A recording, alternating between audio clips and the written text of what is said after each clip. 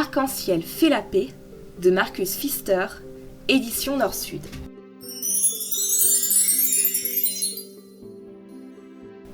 De loin déjà, on aperçoit Arc-en-ciel et ses amis au fond de l'océan. Ils scintillent dans l'eau de 1000 reflets changeants. Seul un petit poisson rayé n'a pas d'écailles brillantes comme les autres, mais cela ne l'empêche pas de faire partie de la famille. Heureux, les poissons vont et viennent, portés par le courant. Ici, ils ont vraiment tout ce qu'il leur faut. Des milliers de minuscules bestioles et des morceaux d'algues flottent dans la mer, si petits qu'on les voit à peine. Quand ils ont faim, Arc-en-ciel et ses amis n'ont qu'à ouvrir la bouche en se laissant glisser dans l'eau, puis ils avalent et se régalent. C'est le rêve. Une belle baleine bleue, qui vit paisiblement non loin de là, se régale tout autant qu'eux. Elle aime cet endroit où la nourriture est si abondante.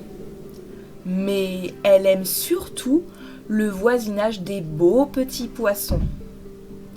Elle pourrait passer des heures à admirer leur joli tache de lumière qui brille au fond de l'océan. Un matin, Zigzag surprend ainsi la baleine en train de les observer. Qu'a-t-elle donc à nous regarder comme ça ? Se demande le gros poisson aux nageoires dentelées.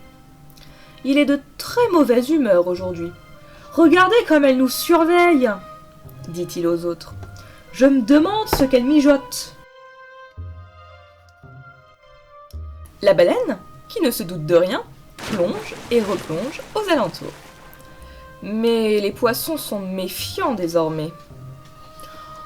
Vous avez vu cette bouche énorme, dit l'un d'eux. Elle avale des tonnes de nourriture. D'ici peu, nous n'aurons plus rien. Arc-en-ciel est inquiet lui aussi. Jusqu'à présent, ils n'ont jamais eu faim, mais qui sait ? La baleine est si grosse. Et puis, Zigzag n'a pas tort, mais elle a vraiment un air un peu bizarre. Un beau jour, la baleine entend ce qu'il raconte. Tout d'abord, elle est très déçue. Et puis très fâchée. « Je vais leur donner une bonne leçon, » se dit-elle. « Ils vont voir ce qu'ils vont voir. » Et la voilà qui fonce sur eux, telle une tempête qui se déchaîne. D'un grand coup de queue, elle fait tourbillonner les eaux et propulse les petits poissons dans tous les sens. Effrayés, Arc-en-ciel et ses amis s'enfuient vers une grotte qui leur sert de refuge. Mais la baleine ne les lâche plus. Sans pitié, elle les prend en chasse et les poursuit jusqu'à la falaise. C'est de justesse qu'ils atteignent leur cachette au creux du rocher. Mais dehors, la baleine passe et repasse en les regardant d'un œil noir. « Ah, qu'est-ce que je vous disais ?» chuchote Zigzag. « Ce monstre est dangereux, il faut s'en méfier !»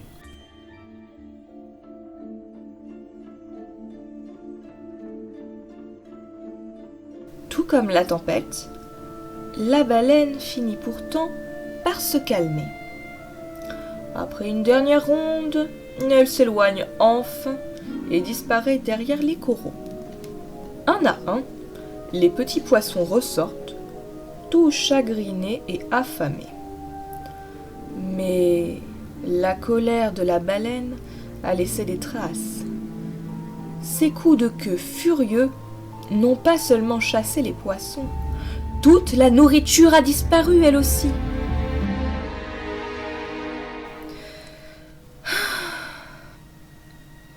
Vous vous souvenez comme nous étions heureux avant ? Dit alors Arc-en-ciel à ses amis. Il y avait assez à manger pour nous tous. Maintenant, il ne reste plus rien. Tout le monde est malheureux quand on se dispute. Nous devons faire la paix. Les poissons sont d'accord, mais ils ont bien trop peur de la baleine pour oser aller la trouver. Alors, Arc-en-Ciel se décide. Il ira tout seul. La baleine le regarde d'abord d'un air méfiant. « Il faut qu'on parle, » propose Arc-en-Ciel. « Notre dispute ne profite à personne. Au contraire, nous avons tous faim à présent. Toi, autant que nous. » La baleine explique alors pourquoi elle s'est mise en colère. « Je ne voulais vous faire aucun mal, » dit-elle. Arc-en-Ciel baisse les yeux. « Et nous avions peur que tu ne manges tout. Tu es si grande, et puis tu nous épiais tout le temps. »« Moi ? Mais j'admirais vos jolies écailles !» s'exclame la baleine. Tous les deux éclatent de rire. « C'est vraiment trop bête, » dit Arc-en-Ciel. « Viens, partons ensemble chercher un nouveau territoire. » Arc-en-Ciel rejoint aussitôt ses amis et leur raconte ce qu'il s'est passé. Tout le monde se demande déjà comment cette malheureuse dispute a bien pu commencer.